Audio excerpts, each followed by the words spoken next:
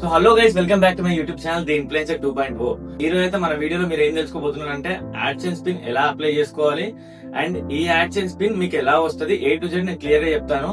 And నాకు వచ్చిన AdSense pin అయితే ఇది డైరెక్ట్ గా పోస్ట్ ద్వారా నేను తీసుకోలేదు.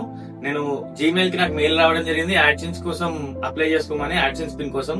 సో నేనైతే ఏం చేశానంటే పిన్ కోసం పోస్ట్ ద్వారా అంటే డైరెక్ట్ గా అప్లై చేయకుండా నేను అక్కడే వెరిఫై చేసుకున్నా.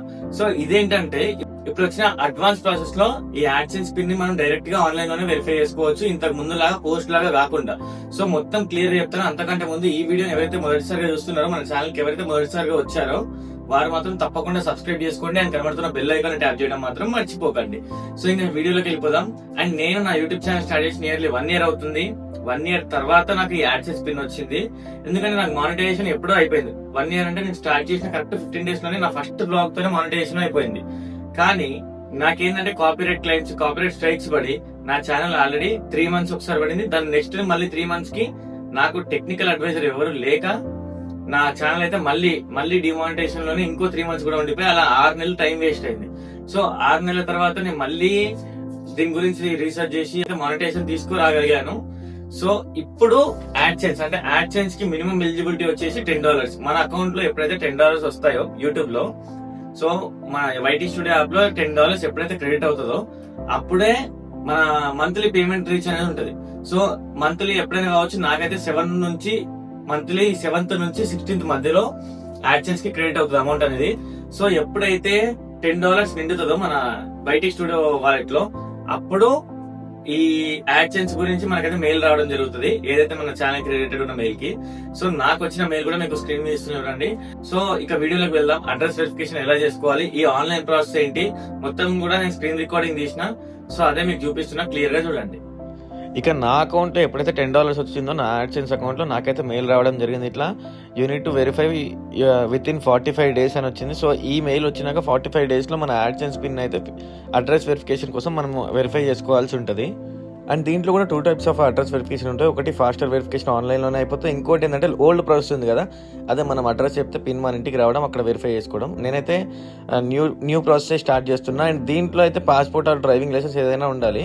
సో వెరిఫై మీద క్లిక్ చేయగానే మనమైతే క్రోమ్లోకి అడుగుతుంది. సో క్రోమ్లోకి వెళ్ళినాక ఇక్కడ సపరేట్ దీనికి ఒక వెబ్సైట్ ఉంటుంది, మళ్ళీ ఇది థర్డ్ పార్టీ వెబ్సైట్ అనేది. సో అక్కడ నుండి ఇప్పుడు క్రోమ్లోకి పోయినా కూడా యాడ్సెన్స్ మళ్ళీ మన యాడ్సెన్స్ అకౌంటే ఓపెన్ అయిపోయింది.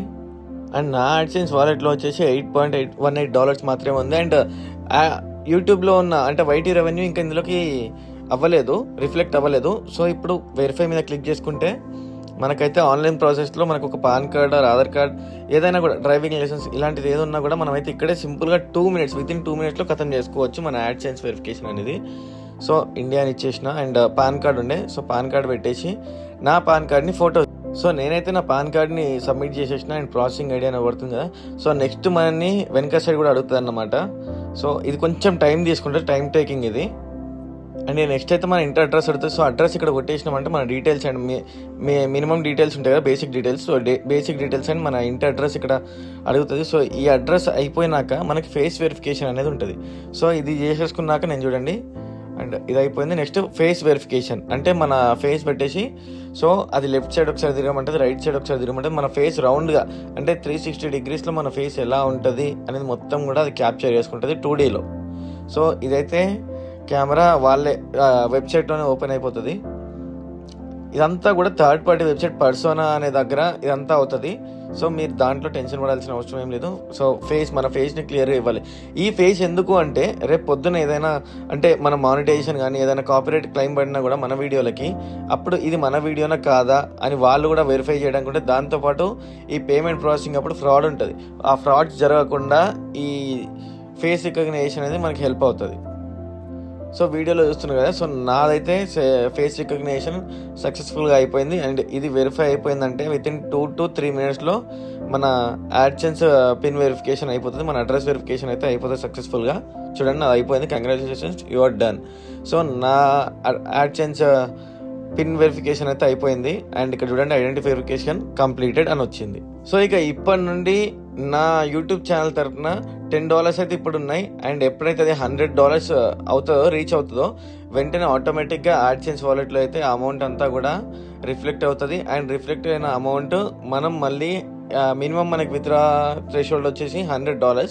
సో అది ఎప్పుడైతే అవుతుందో అప్పుడు మనకి విత్డ్రా చేసుకోవడానికి ఎలిజిబిలిటీ ఉంటాం. సో ఎవ్రీ మంత్ నాకైతే 7th to 16th మధ్యలో అవుతుంది ఇది. సో మీకు కూడా మీ ఛానల్కి ఎప్పుడు ఉంటుందో నాకైతే తెలియదు. సో సర్టన్ టైంలోనే ఈ విత్డ్రా ఆప్షన్ అనేది మనకి ఎలిజిబిలిటీ ఉంటుంది, అదే ఆటోమేటిక్గా అంతా అయిపోతుంది. సో వీడియో అయితే చూసారు కదా, అండ్ ఐ హోప్ మీకు అన్ని డౌట్లు కూడా క్లియర్ అయిపోయి ఉంటాయి. ఇంకేమైనా డౌట్స్ ఉంటే తప్పకుండా కామెంట్ సెక్షన్ లో కామెంట్ చేయండి. అండ్ తప్పకుండా మన ఛానల్ అయితే సబ్స్క్రైబ్ చేసుకోండి, ఇలాంటి మోర్ వీడియోస్ వస్తూనే ఉంటాయి. ఇంకేమైనా మీకు తెలియని ఉంటే తప్పకుండా కామెంట్ చేయండి. అండ్ నెక్స్ట్ వీడియో దాని మీదనే నేను ఫోకస్ చేసి మరి మీకోసం ఆ వీడియోని నేను క్రియేట్ చేస్తాను.